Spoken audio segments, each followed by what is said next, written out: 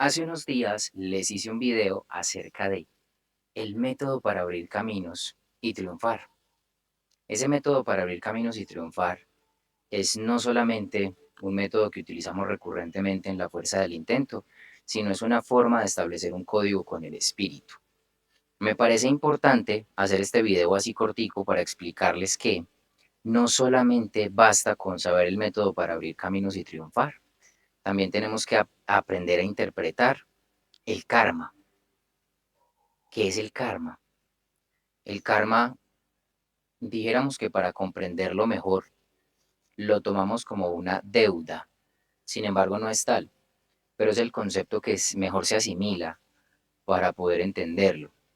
El karma es en esencia una lección que debemos aprender con fuente en vidas pasadas, con fuente en acciones que cometimos en vidas pasadas y venimos dijéramos, a impregnar nuestra esencia espiritual a partir de ciertas experiencias físicas, y esas experiencias físicas nos van a llevar a un aprendizaje interiorizadito, es decir, en carne y hueso para que nadie nos tenga que decir nada. Sin embargo, no es el karma lo que vamos a tratar. Les hablo del karma porque es importante aprender a reconocerlo, aprender a interpretarlo y más allá de eso, aprender a vivir con él, buscarle la comba al palo, si así se quiere decir, buscar la manera de aprender la lección.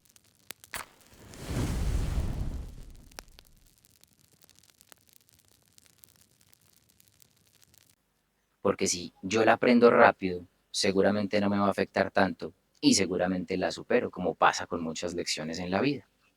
Entonces, hay muchos métodos por ahí en internet, en TikTok, en Instagram, ustedes encuentran cantidad de métodos para poder manifestar. Que si el secreto funciona, que si la ley de la atracción funciona. Todas esas cositas son muy interesantes, sin embargo me parece que no dan la información completa. Qué bacano que diera la información suficiente para yo decir, no solamente tengo el método, sino también conozco mis restricciones. Si yo quiero aprender, por ejemplo, a tocar batería, pero tengo unos tobillos muy tiesos, tengo que primero empezar a entrenar mis tobillos para que me fluya lo suficiente. Si tengo unas muñecas muy tiesas, pues tengo que empezar a entrenar mis muñecas para que fluyan lo suficiente y no solamente desear tocar batería, porque voy a desgastar mucho mi proceso y aunque puede que en medio de la práctica y práctica y práctica yo termine aprendiendo, finalmente es mucho más sencillo si me explican a reconocer mi ser, a reconocer mi cuerpo, en este caso el karma. Entonces, este video se los hago porque hay que tener en cuenta dos cositas a la hora de querer manifestar, a la hora de querer llamar las cosas a nuestra vida. La primera es el karma, que ya se los expliqué, y la segunda es el dharma. Tenemos que entender como base que nuestros deseos muchas veces no son nuestros. Y como no son nuestros deseos, nuestra personalidad es caprichosa. A más de uno de ustedes que me está viendo, que gracias, le ha pasado que desea mucho algo, una cosa, una situación o una persona, y cuando ya la tienen en sus manos, se dan cuenta que no era eso, se dan cuenta que no era así, o que la expectativa era muchísimo más alta que finalmente el deseo. Yo no sé si ustedes sabían, pero la mayor actividad cerebral de un ser humano, en cuanto a esto de meta se refiere, se presenta en la etapa de planeación de una meta y no en la consecución. La mayor satisfacción se presenta en la etapa de planeación. Esa etapa de planeación tiene lugar en nuestra capa astral, que con muchísimo gusto les hago un videito hablando de la capa astral específicamente, porque ya les hice un video de limpiar el astral.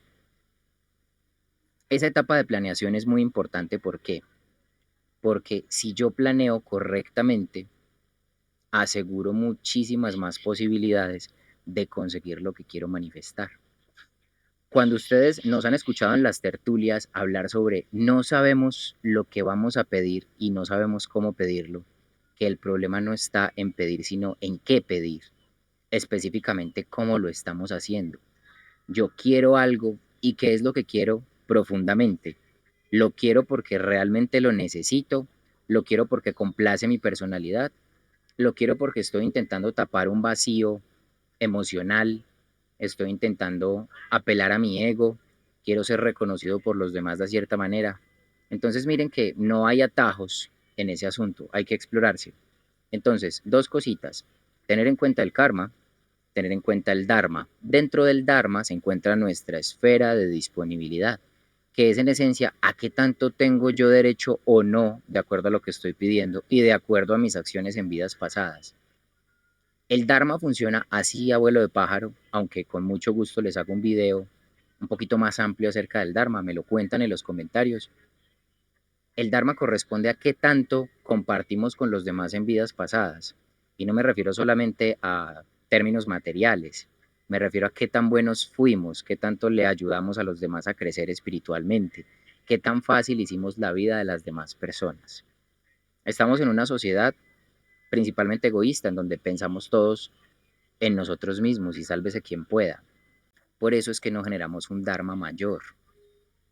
Ahora, las personas dedicadas al servicio, muchas de ellas pueden parecer muy buenas, pero hay que voltear la página y mirar qué hicieron en vidas pasadas, qué están pagando.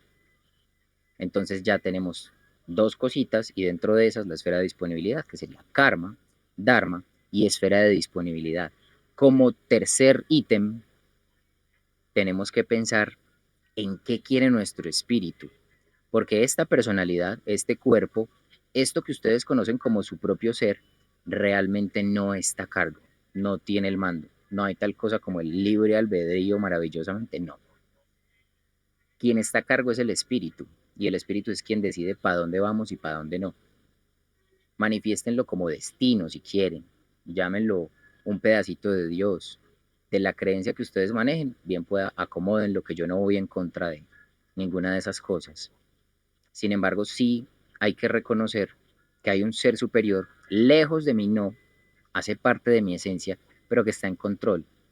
Estos conocimientos se niegan mucho, se tratan de desvirtuar mucho, pero a escondidas compartimos una imagen porque la imagen decía que si no me traía 5 o 7 años de mala suerte, pero a escondidas tenemos nuestros rituales personales, nuestros agüeros. Legalicemos un poquito el asunto para empezar a dejar de creer que esta vaina no existe, porque la espiritualidad tiene que ser transversal a todo nuestro proceso. Entonces una forma correcta de manifestar tiene que ser alinearme con los deseos de mi espíritu y una vez alineado con los deseos de mi espíritu, ahí sí tener en cuenta karma, tener en cuenta dharma, tener en cuenta mi esfera de disponibilidad y con qué especificidad estoy pidiendo las cosas para lo que las necesito. No quiere decir que no podamos vivir cómodamente, no, precisamente se trata de eso, aprender a vivir cómodamente. Para ponernos en contexto y alinearnos con nuestro espíritu, el mejor ejercicio se llama silencio físico y mental. Por aquí se los dejo en un video que creo que está a este lado, o a este lado me perdonan, no, todavía no aprendo a señalar muy bien. Pero también hay otros ejercicios. Estoy pendiente de montarles un video de un ejercicio que es de un rescate maravilloso que se llama el llamado del yo. En una tertulia lo mencionamos, para que vayan y se pasen por allá. Con esto quiero entonces dejarles este pedacito de video para indicarles que hay maneras correctas de manifestar. Tengan en cuenta estos aspectos a la hora de pedir lo que quieren pedir. Y éxitos, practiquen y muchas gracias por llegar hasta el final del video. Nos vemos en la próxima.